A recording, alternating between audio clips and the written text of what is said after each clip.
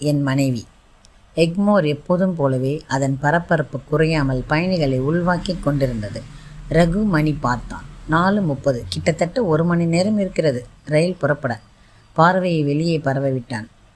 ஒருவராக வந்து தங்கள் இருக்கையை தேட ஆரம்பித்தார்கள். வெளியே பரவிய கண்கள் நிலைக்குலைந்து நின்றன. உடல் ஒரு முறை சிலிர்த்து கொண்டது.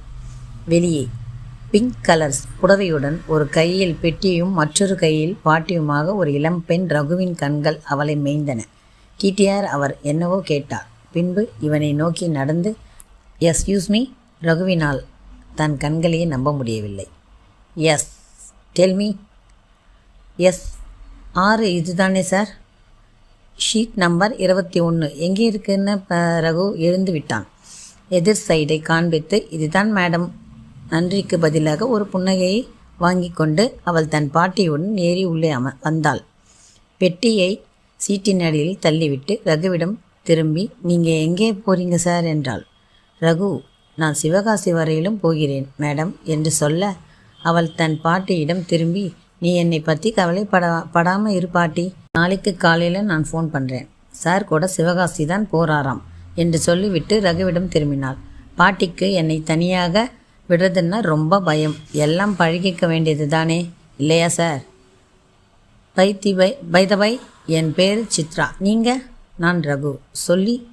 சொல்லிவிட்டு மனதுக்குள் சித்ரா ரகு என்று சொல்லி பார்த்து கொண்டான். இனித்தது. சித்ரா மட்டும் அவன் மனைவியாக அமைந்து விட்டால் நண்பர்கள் மத்தியில் அவன்தான் ஹீரோ. சிவகாசி வருவதற்குள் தன்னை பற்றியும் தன் உயர்ந்த உத்தியோகத்தை இருப்பது பற்றியும் அவளிடம் பேசி அவள் மனதில் இடம் பிடித்து விட வேண்டும் என்று நினைத்தான். சித்ரா மீண்டும் ரகுவிடம் தனியாக டிராவல் பண்ணணும்னா எனக்கு ரொம்ப பயம். உங்களை பார்த்த பின்புதான் எனக்கு நிம்மதி என்றாள்.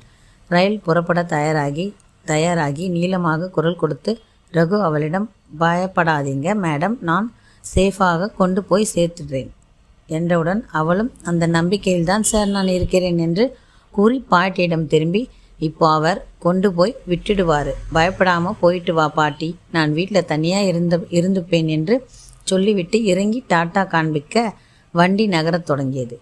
ரகு முகத்தில் லிட்டராக ஏமாற்றம். விழிய எதிரே பாட்டி அவனை பார்த்து பொக்கைவாய் திறந்து புன்சிரிப்புடன் ரகுவால் பதிலுக்கு சிரிக்க முடியவில்லை.